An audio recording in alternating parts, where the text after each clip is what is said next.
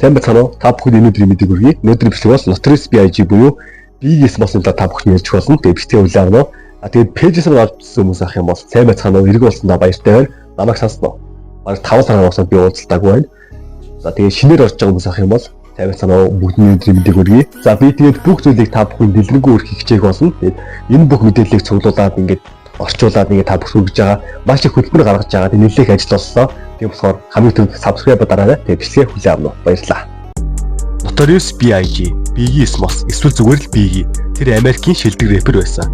Түүний хөгжмөний ихэвчлэн зовлон зүтгүүр, гэмт хэргийн тухай өгүүлдэг, бас завхаарл, баяр ёслолын тухай өгүүлдэг хагас намтартай байв. Нью-Йоркийн Бруклин хотод төрсөн BG 1993 онд Puffy буюу одоогийн P Diddy-гийн Bad Boy Records лейблтэй гэрээ байгуулж тэр жилдээ хэд хэдэн сингл уран бүтээлүүдийг гарган олон танигджээ. Түүний анхны цомог болох Ready to Die-ын шүүмжлэгтээс өндөр үнэлгээ авч чадсан. Энэхүү цомогт Juicy, Big Papa зэрэг түүний хит онууд нь багтсан. Big гарч ирээс өмнө ихэвчлэн West Side буюу баруун эргийн хип-хоп бичмтэй газар авч байлаа. West Side буюу баруун эрэгт бидний мэдих маш олон домог рэпрүүд байгаа. Дурдвал Tupac, N.W.A, Snoop Dogg их мэтчлэн харин Big гарч ирсээр East Coast буюу зүүн эргийн хип-хоп бичмтэй өгсөн байдаг. Тэр бол яах аргагүй East Coast буюу зүүн эргийн домог рэпер үлээ. Ийхүү 90-ад онд жинхэнэ одолт гялалж явсан рэперийн үхлийн шалтгаан яг юу байв? Түүний хувийн амьдрал бага нас хэрхэн өнгөрсөн бэ? Түүний амжилт карьер Tupac болон Biggie буюу зүүн эрэг баруун эргийн ширүүн тэмцэл хэрхэн өнгөрч байв? Энэ бүхний эхнээс танарт хүрэхээр бэлдсэн байна. Бичлэгтээ тавтай морилцгоо. Бичлэгээс өмнө YouTube channel-аа subscribe дараарай.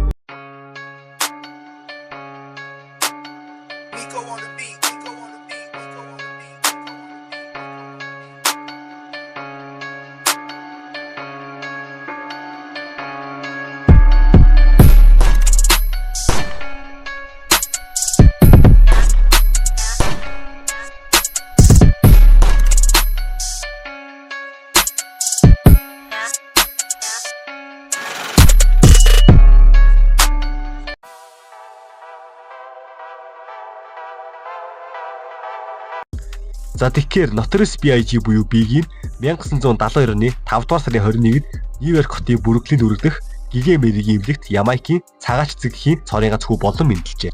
Түүний эцэгхээ заяасан нэрийг Christopher George Slater Wallace гэдэг. Йоо, бүр ямар урт нэртэй юм бэ те? Christopher George Slater Wallace. Хүүсээ бүгдэн 4 ээс бүтэж штэ. За тэгээ одоо энэ ч яхав те. Түүний ээж Walletta Wallace нь бага ангийн багш, харин аав George Slater нь гагнуурчин мөн улс төрч хүн байсан. Big-ийг дөнгөж 2 нас хүрэгт аав нь манай гарын 5 өргөж шагдар шиг зангарсан байгаа. Би ингэж амьдарч чадахгүй хорлоотой сунаа гэдэг шиг шууд Big-ийг ээжтэй зүг орхиож яваад өгсөн. Тэгвэл надад бодох чадлаа. Юу ч болсон хамаагүй би хорлоотой сууна. Би ингэж шийдсэн.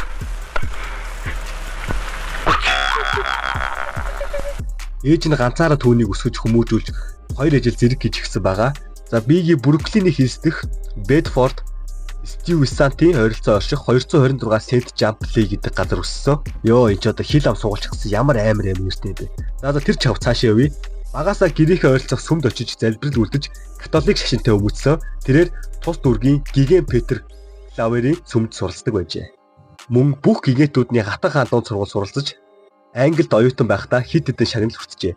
Big ерөөхдөө 10 нас хүртлээр жингийн илүүдэлтэй байсан болохоор хүмүүс түүнийг Big буюу том юм явахжилдаг байж 12 настайгаас буюу маш жоохносоо хад давтын 8 аж эхэлсэн байгаа.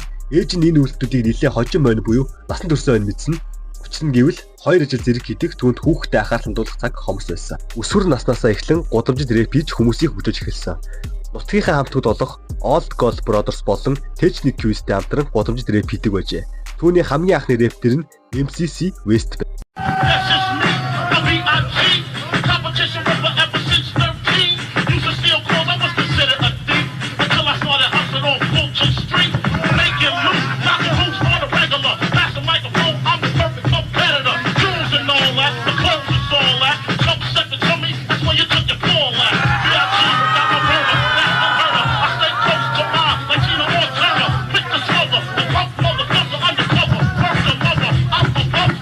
And I love ya.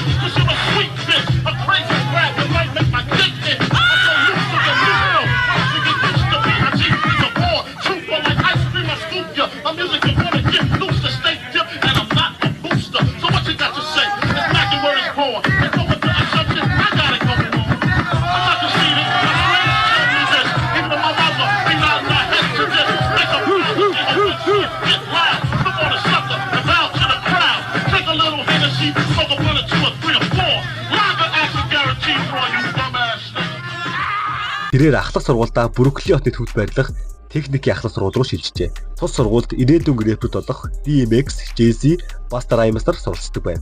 17 настайдаа биегээ сургууль орхиж гэмтрэгт оролцож эхлэв.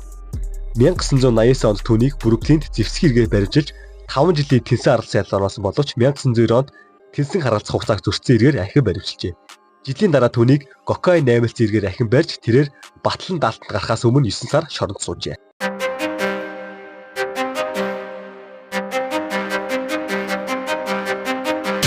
Шоронгоос сулгасныхаа дараа өөрийгөө Biggie Smalls гэж нэрлэх зураа микрофон мөрдөр хэмээх дуугаар бичлэв. Уг дууг Biggie өөрөө хүмүүс нэрхүүлэх хүсэлгүй байсан ч Big Daddy Kane болон Juice Cream нийгэмийн DJ Mr. C түүнийг олсоосон цааш зүгээхэд The Source сэтгүүлийн редакторын чихэнд хүрсэн. 1992 оны 3 дугаар сард The Source сэтгүүлийн Ансигны хайп болонд Biggie-г онцлов. Уг болонд хамгийн ирээдүйтэй рэперийг онцлог байв. Үүний дараа микрофон мөрдөр дууг FM-ээр засаж Biggie хүмүүсийн анхаарал өртөж эхлэв. Pop a tape in then, nigga. Alright, yo. Let's do this. Let's take it from the top, Biggie Smalls. A whole lot of niggas want Big to do a demo tape. Yo, 50, what's this?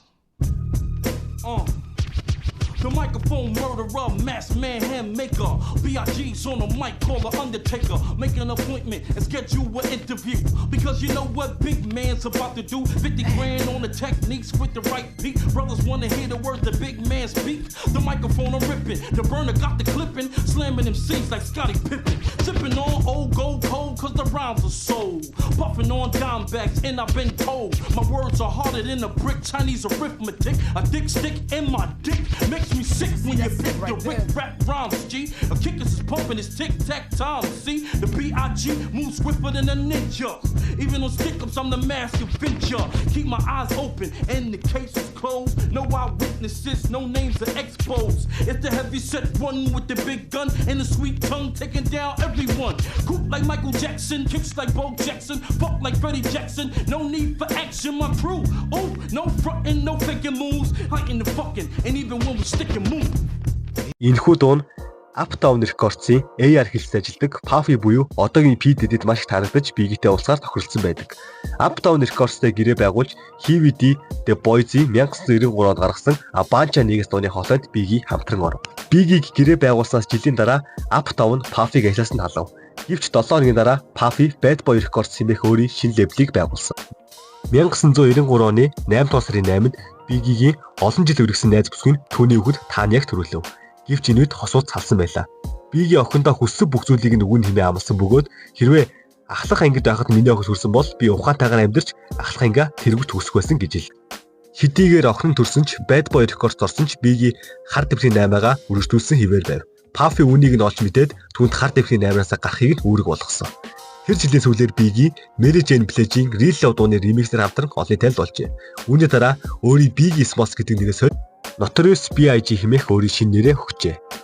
Real Love remix single-ийн дараа Mary Jane Blige-ийн What's the 411 дууны өөрөг ремикс гарав. Biggie-гийн амжилт 1993 онд Nene Cherry-гийн Body X дуу болон Reggae уран бүтээлч Super Cat-ийн Dolly My Baby дууны ремиксээр нүртэл хамтраад амьдсан.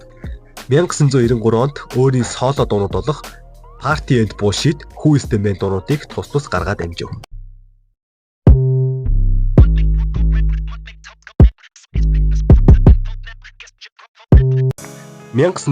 оны 8 дугаар сарын 8-нд Bad Boys киноны зураг авалтын үеэр танилцсан R&B дуучин Faith Evans-тэй гэрлэв. 5 өдрийн дараа Biggie өөрийн сингл хит болох Juice-ийг гаргасан. Ready to Die цомог нь 1994 оны 9 сарын 13-нд гарсан. Billboard 200 чартын 13 хүрч эцэст нь 4 удаа цагаалтаар баталгаажжээ. Баруун эрх буюу West Side Hip Hop Америкийн чартууд давмгайлсан тэр үед энэхүү Ready to Die цомог нь хүмүүсийн анхаарлыг зүүн эрх буюу East Coast руу хандуулахад хүргэжээ. Энэхүү цомог нь маш сайн үнэлгээ авч хүмүүс түүний цомгийг маш олоороо худалдаж ав. Juice-гээс гадна Big Papa дуу нь чартын 1-р байрыг эзэлж 1.1% борлогдов. Цомог гарах үеэр Biggie Tupac Shakurтай найзууд болов. Тэд ихэвчлэн хамтдаа явж Biggie Tupac-ийн гэрт байх зочлон ирдэг байсан бөгөөд Tupac-ийг Калифорни эсвэл Вашингтон DC-д байх үед нь тэд ихэвчлэн цагийг хамтдаа өнгөрөөдөг байв. Окландын жүжигчин Юкмут Biggie-гийн хэмээгийг Tupac-аас санаа авсан гэж мэдэгдэж байжээ. I'm scared to do some freestyle. Flow, I'm too high and I might go off tempo. But now I'm back to let these niggas know just how deep my game run to apocalypse, don't sleep. I keep a motherfucking Glock in my car. If I'm holding in the club, I gotta be the fucking star. So everybody wanna smile and raise their hands. I got a razor, in case I gotta do it next. Man, cause you know how niggas be. They wanna see if Pac is real or is he like that nigga in the movie. I guess I gotta prove my point. Slicing motherfuckers, now I'm doing a joint. I got my nigga B, I to the G beside me. Yeah. Bitches on my dick, you know the hoes wanna rob me. And my other homies out here like Spike Lee, they got the camera on the nigga, guess they like me. But now I'm about to pass this motherfucker on, cause this Tangeray is getting hella strong. Money, hoes, and clothes. Blood smoke coming out the nose is all a nigga knows. Flipping on foes, putting tags on toes. Watching the stash grow, clocking the cash flow. The neighborhood grave digger, getting paid so much, all the bitches want to see a nigga. I guess they figure I'm paid, I want to get laid. Or since I got loot, I want to knock boots. I'd rather beat my dick than trick. And if she don't suck, then we don't fuck. I'd rather make a buck, drive a fat ass truck. Grab the 9, 2 clips and run amok. Yes, flex after 2 or 3 Bexes, I wreck shit. What the fuck you expected? A fly guy? Well, fuck it, I'm the high guy. From Bed-Stuy, putting the swelling on your eye. Your nose even, when I choke you, you stop breathing. When police come, I'm leaving. Peace and love. Here we go. Байж. Би чамд ингэж гоё энэ бүлийг цуглуулад ингээд гоё мэдээлэл хүргэж байгаа шиг хийж төрөхгүй байж. Тиймээс яг одоо subscribe даа. Окей. Тэгээ subscribe дарцсан уу те? Дарцсан уу? За дарсан бол тэгээд comeback. Сүүлд нь уулзцгаая. Тэр бол түр баяртай.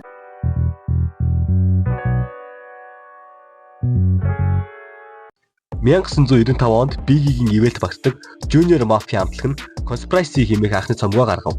Хамтлагт түүний бага насны найзуудаас бүрдсэн Lil Kim, Lil C зэрэг рэпүүд байсан бөгөөд тэд битаа карьераа өргөжүүлсэн байдаг. Biggie-гийн Players Anthem, Get Money зэрэг синглнууд нь дээд амжилтыг тогтоожээ. Тэрээр R&B уран бүтээлчтэй хамтран ажиллаж Only You болон Can't You See дуунуудыг R&B 112 хамтлагтай хамтран гаргаж энэхүү дуунууд нь Hot 100 чартын 20-д багтжээ. Оны эцгэхэд Biggie Америкийн pop болон R&B чартуудад хамгийн их борлуулалттай эрэгтэй соло уран бүтээлчээр шалгарчээ. 1995 оны 7 сард түүнийг The Source сэтгүүлээр Нью-Йоркийн Хаа гэсэн тайлбартайгаар нийтлэв. 1995 оны 8 сард Source Awards-ийн үеэр түүнийг шилдэг шинэ уран бүтээлч, оны шилдэг дууны зохиолч, мөн түүний цомог нь оны шилдэг цомгоор шалгарчээ. And the Soul Train Music Award goes to Notorious B.I.G.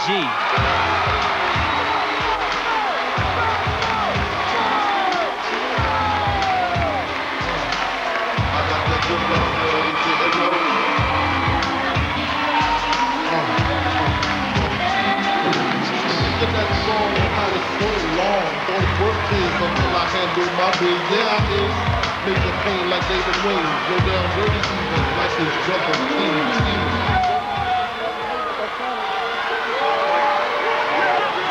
What up, what up, what up, what up, what up, what up, what up, what up, what up? Yeah. Yo, check it out.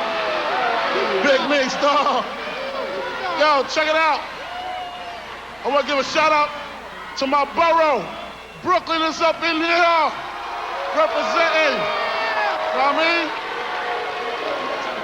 Check it out. I want to give a shout out to my management, Puff Daddy, the whole label at Arista,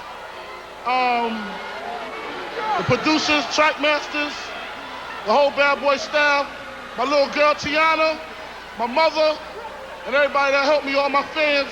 One love to all y'all.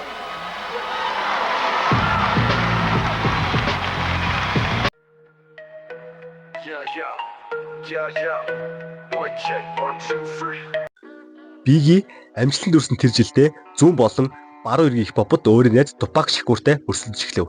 Тэд яг хоорондоо өрсөлдөх болов. Тэдний нөхөрлөлийг яг юу үгүй ихэд хүргэв. Бүх зүйлс эндээс эхэлсэн. 1994 оны 11 сарын 30-ны шөнө Tupac Biggie студид орохдоо халдлагад өртөжээ.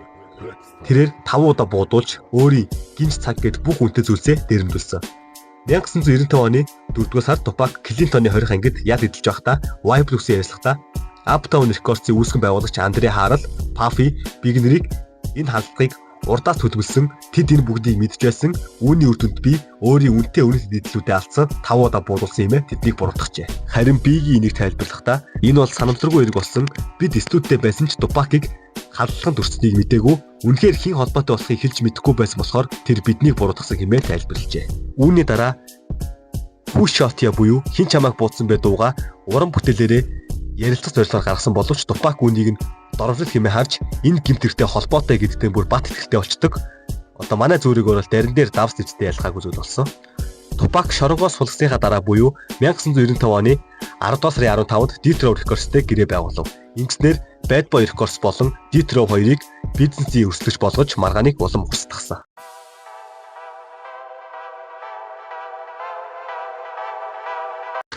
$1995 оны 9-р сард Лос Анжелес хотод 18 сарын турш 2 дахь студийн цомгоо бичих эхлэв.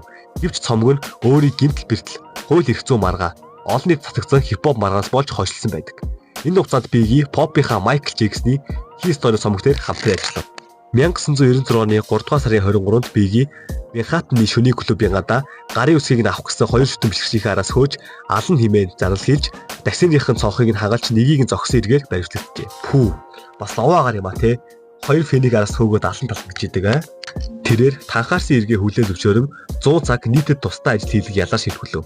1996 оны дундуур түүнийг ахин харт амих зэвсэг хадгалсан эргээр Нью-Йоркийн мужийн гэрээс нь баривчилжээ.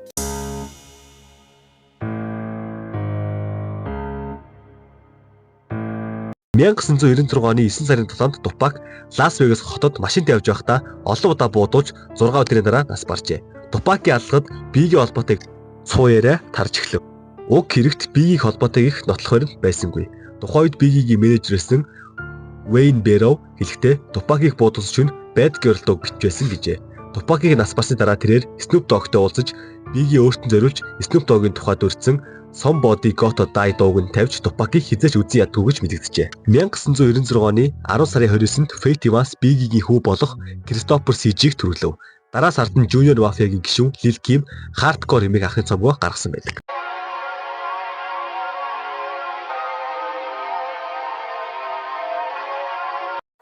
Түүний хоёр дахь цомог болох Life After Death цомгийн бичлэгийн үеэр Biggie Lil Sis нарыг хард амь хэрэгслэн эргээ баривчлан машиныг нь хураавчээ.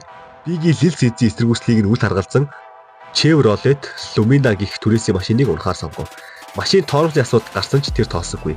Машин төмөр замтай мөргөлдөж Biggie-гийн зөв хөл Lil Sis-ийн ирүү хугарчээ. Biggie ослын дараа хэдэн сар эмнэлэгт хэвтэж түр хугацаагаар тэрэгцэртээ явж эцэстээ хаяг тулахаас аргагүй төрчээ. 1997 оны 2 дугаар сард Biggie Калифорнид аялаж Life After Death цомгоо сурчилж Hypnotize дууныхаа клипийг хийлгэжээ. 3 дугаар сарын 5-нд тэрээр Сан Франциско дахь Kyle цугаар The Dog House радиогоор ярилцлага өгөв. Тэрээр ярилцлаганда аюулгүй байдлын төлөө айлж байсан учраас хамгаалтын ажилд хүлэлсэн юм мэдэгджээ. 3 дугаар сарын 7-нд Лос Анжелес хотод 11 дахь удаагийн Soul Train хөгжмийн шагнал гадуурсан дээр Biggie Tony Braxton шагнал гадуурсан бөгөөд зарим үзэгчид түүнийг шоолж байсан.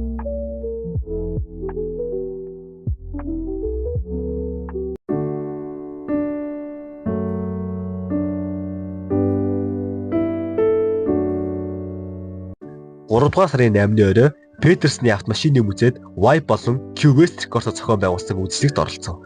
Маргааш өглөөний 12 цаг 30 минутанд гал төмрийн албад хитийг ачаалтай байсан тул үзлэгийг эрт таасны дараа Biggie өөрийн дагалдын өмс явд зочид буудалд очихоор явв.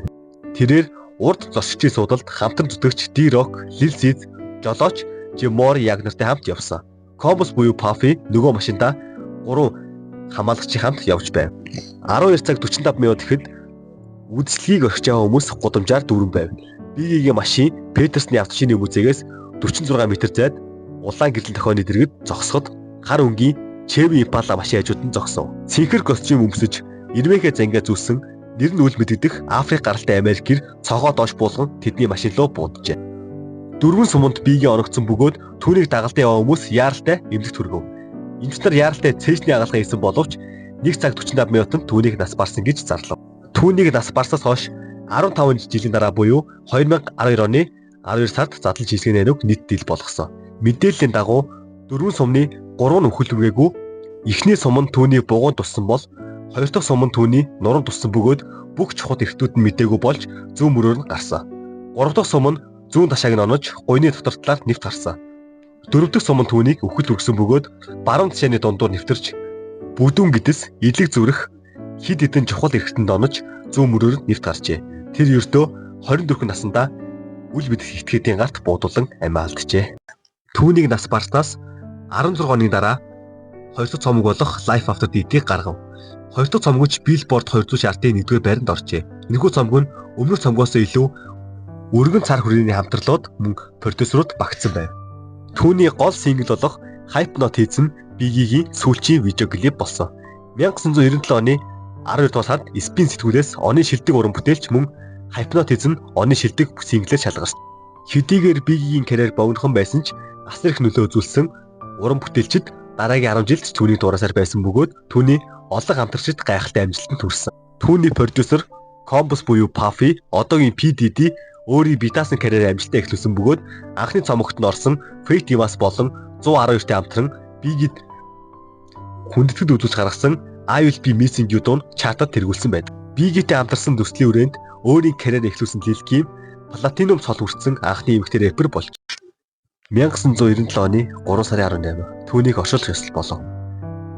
Түүний оршуулгах ёслол Манхэттен дэх Frank Campbell-ийн оршуулгын цөмд болсон.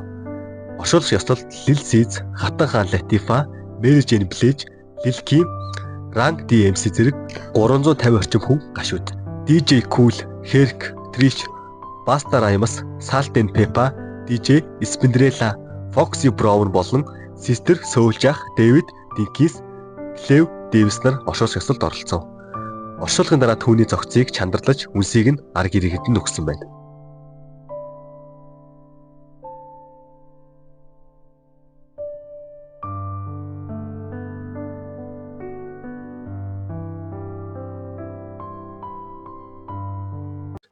За тийм үнэхээр харамсалтай болж юм миний бол үнэхээр харамсалтай. Ердөө бүр 24 наснда аймаалц гэдэг чинь юу гэсэн үг юм бэ? 24 нас гэдэг чинь амар залуу нас шүү дээ, тийм үстэй юу ирж байгаа. Жики юу л болж юу ихээр Жикийг ирч хүчнээр өргөлсөн гал залуу нас шүү дээ 24 нас. Тэгээд өөд болохдоо тэгээ бүр хүний гарт алагдаж өөд болсон байгаа байхгүй юу? Үнэхээр харамсалтай. Тэгээд би ч яхаа ингээ гайгүйгээд харамслын хамаагийн өнгөрт юм байж гол нь нээжт нь ямар хэвчээсэн болов те. Хажууд нь явахсаа нөхөр нэг хаяа явцсан. Тэгээд дээрэс нь яг өөрийнх нь амьдралынх нь утга учир олжсан ганц хүн ингээ өөд болчихдог те. Өөд болохдоо бүр ингэж хүний гарт ингэж алагдаж өгж өөд болно. Өөд болсон.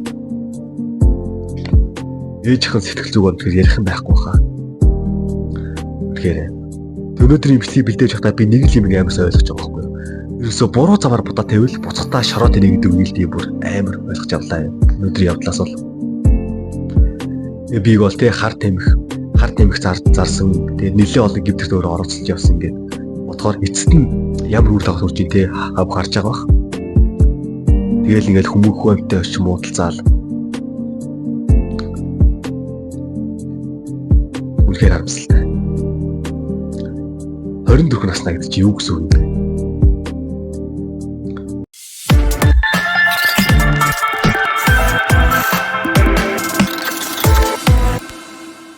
За тэгээ сая бол тэгээ жаахан юм орчихлоо. За тэгээ яг энэ үйл явдлаас сэтгэлээд ерөнхийдөө 3 кино гарсан байдаг. 2002 онд Biggie-ийн Tupac гэдэг баримт кино. Тэгээд яг Biggie-ийн амьдралаас эзлээсэн Notorious гэдэг кино 2009 онд гарсан. Хамгийн сүүлд Tupac-ийн тухай кино 2017 онд гарсан байдаг. Тэгээд би Biggie-ийн Tupac-ийг ерөөсөө би олж үзснээр ерөөсөө олдохгүй лээ тэр кино. Харин би Notorious All Eyes on Me-ийг үзсэн. Хоёулаа таалагдсан. Тэгээд би та бүхний хүсэх юм бол бас киног нь ярилж болно. Тэгээд үзмээр нэг үе гэдгээс бичээрэй. Окей. За энэ удаа имжлэг маань энэ өндөрлж байна. Тэгэхээр та бүгд таалагдсан бол лайк дараарай, мөн subscribe дараарай.